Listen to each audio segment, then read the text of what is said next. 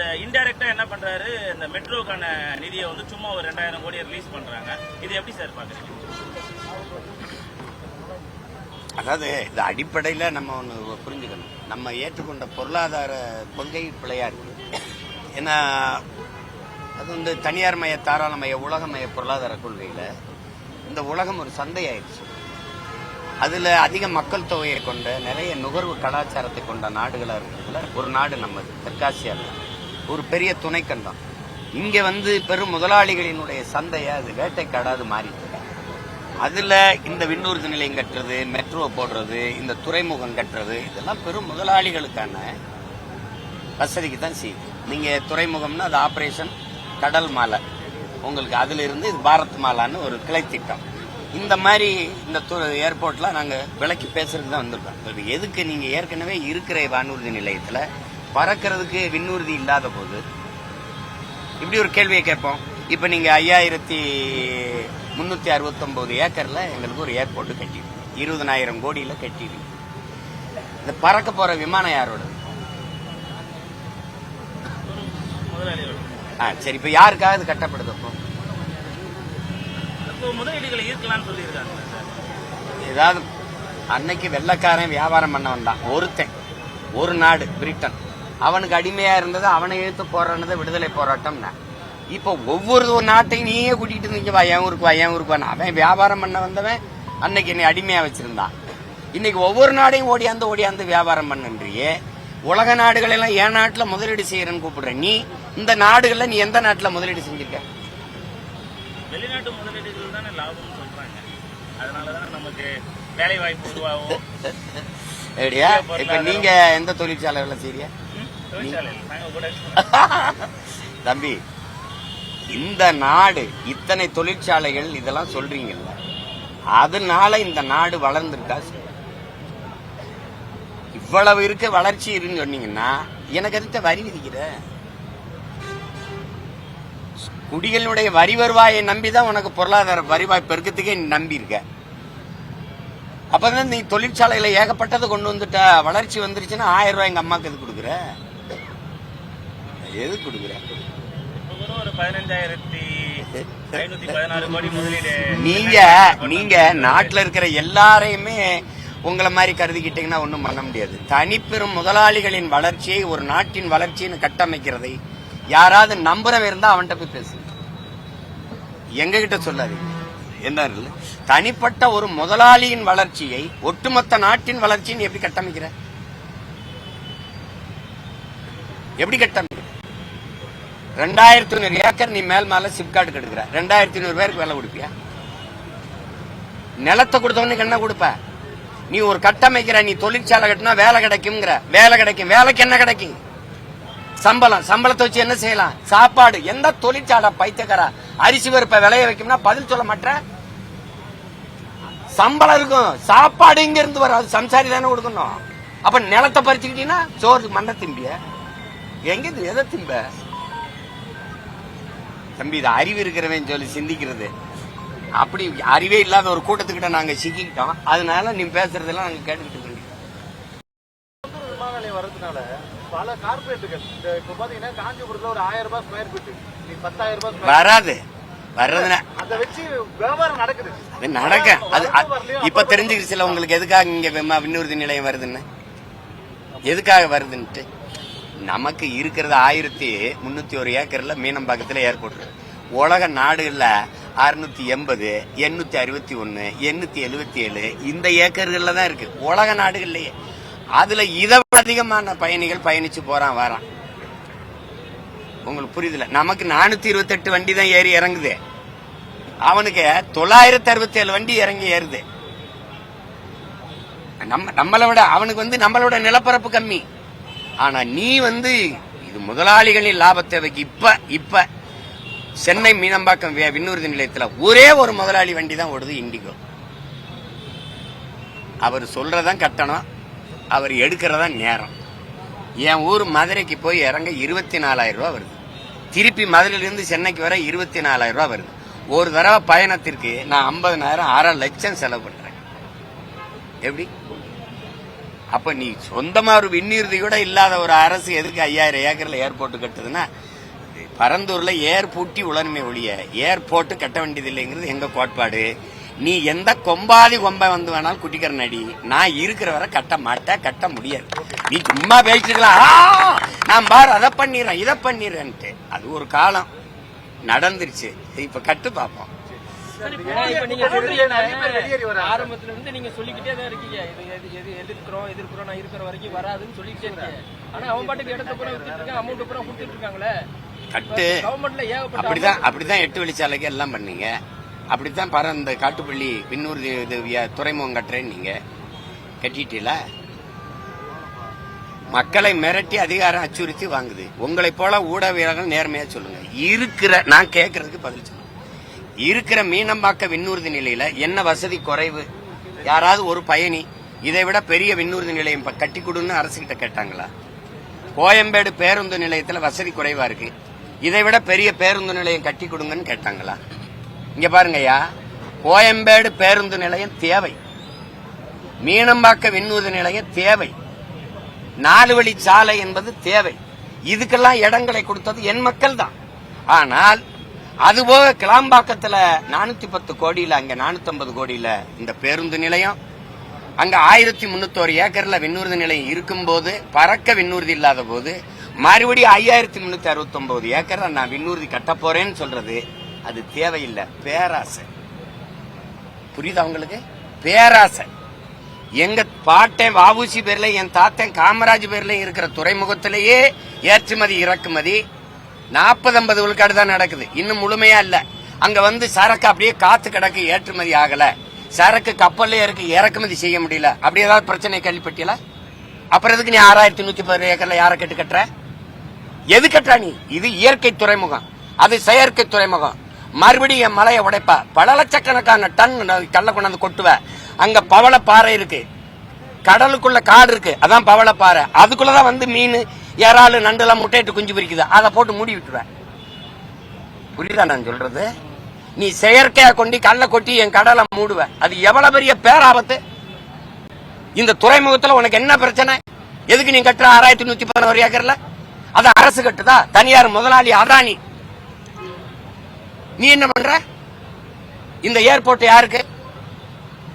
இதை இண்டிகோ தான் பரப்பாரு. ஒரு முதலாளி லாபம் ஈட்டுறதுக்கு மக்கள் காசுல 20,000 கோடி 20,000 கோடி 30,000 கோடி செலவு பண்ணுவ. என் விளைநிலத்தை பறிச்சுக்கிட்டு அதுல ஏர்போர்ட் கட்டி பரப்ப. சரி, எங்க பறந்து போற சொல்லு? எந்த ஊருக்கு பறக்கிற? பசியோடு இருக்கவனை பத்தி கவலைப்படாம பறந்து போறவனை பத்தி கவலைப்பட்டுக்கிட்டு இருக்க நீ. தம்பி, நீங்க இங்க பாருங்க ஐயா, உன்னை கவனிச்சுக்கணும். நீ சந்திர மண்டலத்துக்கு சந்திராயன் அனுப்பலாம், சயின்டிஸ்டுக்கு சாப்பாடை என் சம்சாரி தான் அனுப்பணும், விண்வெளிக்கு விண்கலத்தை அப்படி ஏவி ஏவி இறக்கலாம். ஆனா அந்த விஞ்ஞானிக்கு சோறு என் விவசாயி தான் அனுப்பணும். அதை மனதில் வச்சுக்கிட்டு வேலையை செய்யணும். சாப்ட்வேர்ல வேலை, சாப்பிட்டு போய் தான் வேலை செய்யணும் ராஜா. சேட்டை பண்ணிட்டு அலையக்கூடாது. பங்களாதேஷ்லையும் இலங்கையிலையும் வந்த பொருளாதார நெருக்கடி இந்த ட்ரம்ப் போட்டதுல பெண் நெசவு முழுக்க முடிஞ்சு போச்சு. இனி எல்லா தொழிலும் பாதிக்கப்பட்டவன, வருவாய் இல்லாம, சோத்துக்கு வழி இல்லாம வீதியில வந்து போராடும் போது நீங்க எல்லாம் தனி விமானத்துல வேற நாட்டுல போய் இறங்கிருவீங்க. நாங்க எங்க போறது? என்டிஏ கூட்டணியில வந்துட்டு ஒவ்வொருத்தரும் வெளியேறி வராங்க. டிடிவி வேற வெளியேறினாரு. மீண்டும் இன்னைக்கு அந்த அதிமுக செங்கோட்டையனை பழைய நிர்வாகிகளை ஒன்னா சேர்க்கணும்னு சொன்னாங்க. செங்கோட்டையனை அவங்க இந்த கட்சி விலக்கி இருக்காங்க. இது பின்னணியில பாஜக இருக்குங்களா? என்ன மாதிரியான? அப்படிலாம் எனக்கு தோணல. பின்னணியில அவங்க ஒரே அணியா தானே இருக்காங்க, அதுல ஏன் பின்னணின்றீங்க? ஒரே அணிதான் அது. டிடிவி வெளியில வந்துட்டாரு, அங்க நிறைய அண்ணாமலை தலைவராக இருந்தாரு, எங்களுக்கு நிறைய ஏமாற்றங்கள். மீண்டும் வரணும்னா டெல்லி அமைப்பு, டெல்லியில இருக்கக்கூடிய தலைவர்கள் சொன்னாதான். நயினார் நாகேந்திரன் அது ஒரு கட்சி, அவங்களுக்குள்ள ஒரு கூட்டணி பிரச்சனை, அரசியல் பிரச்சனை தான் அது. இப்ப நம்ம பேசிக்கிட்டு இருந்ததெல்லாம் நாட்டுக்கும் மக்களுக்குமான பிரச்சனை. இது ஒரு கட்சி பிரச்சனை. எங்க ஐயா செங்கோட்டையனை நீக்கிறதோ, நாளைக்கு சேர்க்கிறதோ, அவங்க ஒரு கூட்டணியில யாரு இருக்கணும் இருக்க வேணாம்னு முடிவு எடுக்கிறதோ, அந்த கட்சியினுடைய தலைமை பிரச்சனை. அதை போய் நம்ம ஒரு கருத்து சொல்றது நாகரிகமற்றது. இப்ப என் கட்சி பிரச்சனை இல்ல, அது நீங்க சொல்லுவீங்க ஏன் வீட்டு பிரச்சனை, நீ ஏன் தலையிடுறாயின்னு, அது மாதிரி அது நாகரிகமற்றது. அதை விட்டு பரந்தூர் பகுதியில பரந்தூர் விமான நிலையம் அமைக்கிறதுக்கு பின்னாடி ஒரு IAS அதிகாரிகளோட சில லாபகரமான நோக்கம் தான் அப்படின்னு சொல்லிட்டு போராட்ட குழு வந்து சொல்றாங்க. அதை நீங்க எப்படி பாக்குறீங்க? அதான் அவர்களெல்லாம் வந்து இது என்ன பண்ணுவாங்கன்னா பயன்படுத்துவாங்க, அந்த நிலங்களை வாங்கி கையகப்படுத்தி தருவதற்கு பயன்படுத்துவாங்க. எங்க ஊர்ல கமுதியில வந்து 5000 ஏக்கர்ல அதானி மின் பூங்கா அமைச்சிருக்காரு. அப்படின்னா 20 கிராமத்தை காலி பண்ணிருக்காங்க. இதே பரந்தூர் இங்க விண்ணூர்தி நிலையம், எங்க ஊர்ல மின் பூங்கா அதானி தான் வச்சிருக்காப்ல, இன்னும் வச்சிருக்காப்ல. எங்க ஊர்ல அதானி தான் வச்சிருக்காப்ல. நான் அதை எதிர்த்து போராட போனேன். எங்க சொந்த ஊருக்காரங்கள இந்த சீமாம்பேல பத்தியெல்லாம் நமக்கு வேலை கிடைக்கிறத கெடுக்கிறான்ட்டாங்க, வெளியேறிட்டேன். இப்ப வந்து போராடுறான்னு கூப்பிடுறாங்க. எப்படி? ஏன்னா எங்களுக்கு வாயில் காவல் அந்த வாட்ச்மேன் வேலை கூட எங்களுக்கு சேர்க்கலாம். எப்பா அப்படி பண்ணிட்டான்ப்பா, மாலை 6 மணி 7 மணிக்கு மேல நடமாட முடியாது. ஏன்னா அவன் அங்க தனி ஒரு தீவு வச்சுக்கிட்டாங்க. அதேதான் சொல்றேன். அப்ப அது வந்து அந்த நிலத்தை பறிக்கிறதுக்கு எப்படி பயன்படுத்தினாங்கன்னா இதே அதிகாரங்களை தான் பயன்படுத்தினாங்க. புரியுதா? அப்ப வந்து இது என்ன சொல்றது, ஒன்னு சொல்ல தோணுது. கம்யூனிசம் உங்களுக்கு தெரியும், முதலாளித்துவத்தை எதிர்த்துதான் வந்தது. முதலாளிகளினுடைய அதிகாரம் ரொம்ப கொடுமையா இருக்கும், ரொம்ப பேராபத்தா இருக்கும். அந்த முதலாளிகளின் அதிகாரத்தை விட ஆபத்தானது அந்த முதலாளிகளுக்கு தரகு பார்க்கிறவன்ட்டு அதிகாரம் இருக்கு பத்தியெல்லா, அது ரொம்ப ரொம்ப ஆபத்தானது. இங்க நமக்கு இருக்கிற அதிகாரம் அதுவே முதலாளியாவும் இருக்கு, அதுவே தரகனாவும் இருக்கு. அதுதான் பிரச்சனை. தமிழ்நாடு அதெல்லாம் செயல்பட்டு இருந்தா நாங்க ஏன் இந்த கூட்டத்தை நடத்துறோம்? அவங்களும் ஃபோர்டு கம்பெனிக்கு எதிராக கொஞ்சம் போராட்டம் பண்ணியிருந்தாங்க. அந்த வார்த்தையை நல்லா சொல்லு. கொஞ்சம் தம்பி, இந்த அதிகாரங்களோடு போய் கூட்டணி வச்சுட்டு அப்புறம் நாங்க போராடுறோம்னு என்ன சொல்றது? வழக்கொள்ளைக்கு எதிராக நிக்கிறது இல்ல, நில கையகப்படுத்துறது, நில ஆக்கிரமிப்பு, எதை பத்தியுமே அவங்க பேச முடியும்.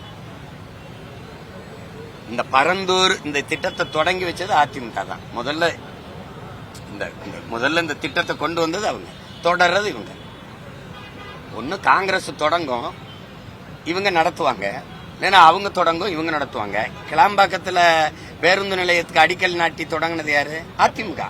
இவர் வந்து முடிச்சு அவங்க அப்பா பேரை வச்சு சிலையை வச்சுட்டு போயிட்டாங்க. மேல அப்படி பாத்தீங்கன்னா உதயசூரியன் சின்னம் தெரியும். ஏன்னா என் காசுல உங்க கட்சி சின்னத்தை பிரிப்பியான்னு கேட்கறதுக்கு ஒருத்தன் இல்லைங்க. புரியுதா? 2 நாட்களா சட்ட ஒழுங்கு பிரச்சனை. சென்னையில ஊராட்சி மன்ற தலைவர் பெண் நிர்வாகியே வந்துட்டு நகை பறிப்பில் ஈடுபட்டதாகவும், அதே போல நேற்று மாகா பாண்டி ஸ்டாலின் வந்துட்டு பாட்டாளி மக்கள் வச்சு அவரு கொலை முயற்சி தாக்குதலும், தினந்தோறும் அந்த சட்ட ஒழுங்கு பிரச்சனை. இன்னொன்னு காலையில் நடந்தது. அவரு காவல்துறை தலைமை காவல்துறை அதிகாரியுடைய இதுக்கு தான் போறாரு. ஆமா, இந்த மாகா ஸ்டாலின் அவருடைய பிரச்சனைக்கு அருள் சட்டமன்ற உறுப்பினர் புகார் அளிக்க வந்தது. போய் பாப்பா என்னன்னு போன இடத்துல காவலர்களுக்கு முன்னாடியே தாக்குறாங்க. ஏற்கனவே தம்பி ஆம்ஸ்டாங்குடைய கொலை உங்களுக்கு தெரியும். இப்ப இவர் கொஞ்சம் தவறுனா என்னை கொண்டிருப்பாங்கிறாரு. இப்ப அண்ணனை வந்து தாக்குறாங்க ஏர்போர்ட் முத்தி. இப்ப தலைவர்களுக்கு இவ்வளவு அச்சுறுத்தல் இருக்கு. காவல்துறை தலைமை காவல்துறை அதிகாரியினுடைய தலைவருடைய அலுவலகத்துக்கு முன்பேனா இப்ப சாதாரண குடிகள் எப்படி வாழ்றது? இதுல எங்க சட்டம் இருக்கு, எங்க ஒழுங்கு இருக்கு? இது பாதுகாக்க வேண்டிய காவலர்களே அடிச்சு கொள்ளுவாங்கன்னா என்ன இருக்கு? அடிச்சு கொன்னதானே அஜித்த, அடிச்சு கொன்னதானே. அப்புறம் காவல்துறைக்கு அதிகாரம் இல்லைன்றீங்களா, இல்ல காவல்துறை குறைவாக இருக்கிறதுனால அந்த செயல்படுத்த முடியலையா, அது உரிய உத்தரவு பிறப்பிக்கப்படலையா?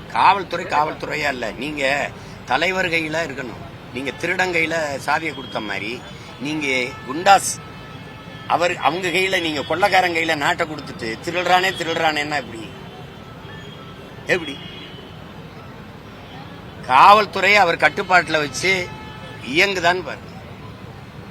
தேர்தல் வரதுக்கு முன்னாடி பல்வேறு கட்சிகளை ஒரு சில குற்றச்சாட்டுகள் இருக்கும், வழக்கு விசாரணையில் இருப்பாங்க. அவங்கள மட்டும் குண்டாஸ்ல போட்டுட்டே இருக்காங்க. திமுக சார்ந்தவங்க இல்லாம அதிமுக, பாமக, பல்வேறு கட்சியை சார்ந்தவங்க ரவுடிகளை பிடிக்கிறோம் தேர்தல் வரும்போதுன்றதுனால இப்பத்திலிருந்தே அந்த நடவடிக்கையில் ஈடுபடுறாங்க. தவிர சட்ட ஒழுங்கு பிரச்சனை, செயின் பறிப்பு, இந்த கஞ்சா, இந்த மாதிரியான நடவடிக்கையில் ஈடுபடுது. தமிழகம் முழுவதுமே குற்றச்சாட்டு. பணம் பறிக்கிறது, சங்கிலி பறிக்கிறது தவறு. அதுக்கெல்லாம் கடும் சட்டமான குண்டாஸ் பாயுதுன்னா, மண்ணை அள்ளி விற்கிறவன் முறைகேடா, மலையை வெட்டி விற்கிறான் அவனுக்கு என்ன, அந்த திருட்டுக்கு என்ன பேரு? கள்ளத்தனமா சாராயம் காய்ச்சி விற்கிறவன் அவனுக்கெல்லாம் என்ன பேரு? அவனுக்கெல்லாம் என்ன தண்டனை? எதுக்கு குண்டாசுன்னு ஒண்ணு இருக்குல்ல, பேசுறதுக்கெல்லாம் குண்டாஸ் போட்டிருக்காங்க. எழுதுறது, முகநூல்ல எழுதுறது, மேடையில பேசுறதுக்கெல்லாம் குண்டாஸ் அப்படின்னா அந்த அந்த சட்டம் தவறாதான பயன்படுத்தப்படுது. என்னை என் மேல 2 முறை தேசிய பாதுகாப்பு சட்டம் போட்டாங்க. அந்த 2 முறையும் என்னை பிணையில விடும்போது நீதிபதி சொன்னது, இந்த சட்டம் அவர் மீது தவறாக பயன்படுத்தப்பட்டிருக்குன்னு தான் சொன்னாங்க. ஆனா நான் அதுக்கடையில 6 மாசம் 1 வருஷம் சிறையில இருந்துட்டேன். அப்ப சிறையில நான் முடங்கி என்னை அந்த சிறை தண்டனை படுத்தின அந்த அரசுக்கு என்ன தண்டனை? அது மேல என்ன நடவடிக்கை? சட்டத்தை தவறா பயன்படுத்திருச்சுன்னு சொல்றீங்கல்ல, அப்ப அந்த அரசு மேல என்ன நடவடிக்கை இருந்திருக்கு? என்னுடைய வாழ்நாள் இழப்பு, வருவாய் இழப்பு, அதெல்லாம் எங்க போய் சொல்றது? ராமேஸ்வரத்துக்கு ஓயாம அலைஞ்சோம், ராமநாதபுரம் போர்ட்டுக்கு ஓயாம அலைஞ்சீங்க. ஆமா. இந்திய இறையாண்மை சட்டம் 2015க்கு முன்னாடி இலங்கையில இருந்து தமிழ்நாட்டுக்கு வந்த தமிழ் அகதிகள் ஆவணமின்றி கண்டறியப்பட்டால் அவங்களுக்கு தண்டனையிலிருந்து விலக்குன்னு சொல்லி உள்துறை அமைச்சர் 2 நாளைக்கு முன்னாடி ஒரு ஆணை சொன்னாங்க. அதை எப்படி பாக்குறீங்க? இல்ல இதுவே நம்ம ரொம்ப சண்டை போட்டு பெற வேண்டியது இருக்கு. உங்களுக்கு நீங்க திபெத்திலிருந்து வந்தவனுக்கு நீங்க கொடுத்துருக்கிற சலுகை அவனுக்கு உடனே எந்த இதுவும் இல்லாம குடியுரிமை கொடுத்த நீங்க இங்க வடமாநிலங்கள்ல இருந்து நீங்க பங்களாதேஷ், ஆப்கானிஸ்தான் இந்த பகுதியிலிருந்து வர்ற இந்துக்களுக்கு, கிறிஸ்தவர்களுக்கு, சீக்கியர்களுக்கெல்லாம் நாங்க குடியுரிமை பௌத்தர்களுக்கெல்லாம் தர்றேன்னு சொல்ற நீங்க இலங்கையிலிருந்து ஈழத்திலிருந்து வந்த என் இன மக்களுக்கு நீங்க குடியுரிமை தரல. அப்ப அங்கிருந்து வந்தவன் இந்துன்னா இங்கிருந்து வந்த எங்களை இந்துவாவே நீங்க ஏற்கல. கேட்டா சட்டத்தை மீறி குடியேறியவர்கள்னு சொல்லிட்டீங்க நாங்க கேட்கும்போது. இப்ப நீங்க அதை அப்படி கருத முடியாதுங்கிறீங்க. அதுக்கு இவ்வளவு போராடி இருக்கு. 35 வருஷம் ஒரு தலைமுறை தாண்டி நாங்க இந்த நிலத்துல இருக்கோம். எங்களுக்கு எதனால குடியுரிமையை மறுக்கிறீங்க? ஆனால் இந்த நாட்டுக்கு எங்களுக்கு இதுக்கு சம்பந்தம் இல்லாத கனடா, அமெரிக்கா, பிரான்ஸ், ஜெர்மனி, நீங்க நார்வே, ஸ்வீடன், டென்மார்க் இந்த நாடுகள் எல்லாம் எங்களுக்கு குடியுரிமை கொடுக்குது. ஏன் மலேசியா, சிங்கப்பூர் கூட கொடுக்குது. உங்களுக்கு என்ன பிரச்சனை? அதுதான் இங்க கேள்வி. இதுவே பாருங்க, எவ்வளவு காலம் கழிச்சு ஏதோ போனா போகுதுன்னு சொல்ற மாதிரி. இன்னைக்கு கொடுத்துருக்காங்களே சார், அதை பத்தி 35 வருஷம் போராட்டம் உங்களுக்கு இன்னைக்கு பயன் என்ன இருக்கு சொல்லுங்க? குடியுரிமை இல்லாத என்ன இருக்குது? என் பிள்ளைங்க படிச்சுட்டு மருத்துவம் படிக்கிறதுக்கு சேர முடியாது. என் பிள்ளைய விளையாட்டுல சிறந்து விளையாண்டா கூட பங்கேற்க முடியாது. ஆனா அயர்லாந்துல என் தம்பி மகன் அந்த நாட்டுக்கு டென்னிஸ்ல விளையாட்டுல அந்த நாட்டு வீரனா விளையாட முடியுது. கனடால என் பிள்ளைய அந்த நாட்டு ராணுவத்துல சேர முடியுது. ஆனா இங்க அது இல்ல. பிப்ரவரி 7ஆம் தேதி திருச்சியில் நடக்கக்கூடிய மாநாட்டில் அனைத்து வேட்பாளர்களையும் அறிவிக்க போறதா ஒரு தகவல் சொல்றாங்க. அதுக்கு தான் மாநாடு. அனைத்து வேட்பாளர்களையும் அன்னைக்கு அறிவிச்சாங்க.